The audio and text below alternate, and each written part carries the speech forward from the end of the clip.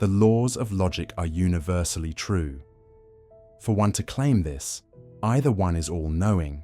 That means you must have access to all reality available in the universe to come up with a conclusion that such a claim is indeed universally true. Or one received a revelation from an all-knowing person that such a claim is true. For the transcendental argument of God, a claim that laws of logic are universally true is grounded not because they claim to be all-knowing, but on the account that an all-knowing God revealed to them that such thing is true. On the other hand, atheists, since they don't believe in an all-knowing being, and they don't claim to be all-knowing beings either, if they claim that the laws of logic are universally true also, atheists would not be able to ground how and why it's true. Here, I say the tag argument has an advantage. However, since tag subscribers claimed that God revealed to them that the laws of logic are universally true, one must show receipt of this revelation. I mean, if you claim that someone told you that this is the case, we can't just accept it just because you say so. You must be able to show a receipt that this person really revealed it to you.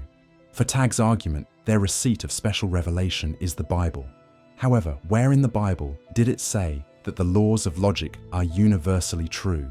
Often, I hear from tag that we are created in the image of God. However, if you read Genesis 1:26, God created mankind in his image so that they may rule over the fish and the sea, and birds in the sky, over the livestock, and all the wild animals, and over all the creatures that move along the ground. It did not say that God created mankind in his image so that we can know what God knows, so that we can know that logic is universally true. So again, I ask, what is the receipt of tag subscribers that God revealed to them that laws of logic are universally true? Because we also need to remember that Psalms 116 verse 11 says, "All mankind are liars." Thus, if we're to consider the Bible as a special revelation from God, then we also need to be careful not to anyhow believe anyone who claims that God revealed this and that to them when they can't show any receipt of this so-called revelation, because it could be that they're just being delusional. Like, comment, and share. Remember, do not believe every spirit, but test the spirits to see whether they are from God. Unfortunately, even the challenge, where's the receipt or evidence that God revealed the laws of logic to be universally true, already presupposes the laws of logic being universally true, which, again, is grounded on God's revelation. So sa katapustapusan, even that very challenge itself must rely on divine revelation being taken for granted, a priori. In other words, the challenge, where's the receipt, begs the question, what grounding do you have to even make sense of this challenge? Even this challenge assumes logic, and logic is assume God. The response is from Charles the Presser. His response was in connection with my other video, challenging the tag subscriber to show receipt that indeed God revealed to them that the laws of logic are universally true.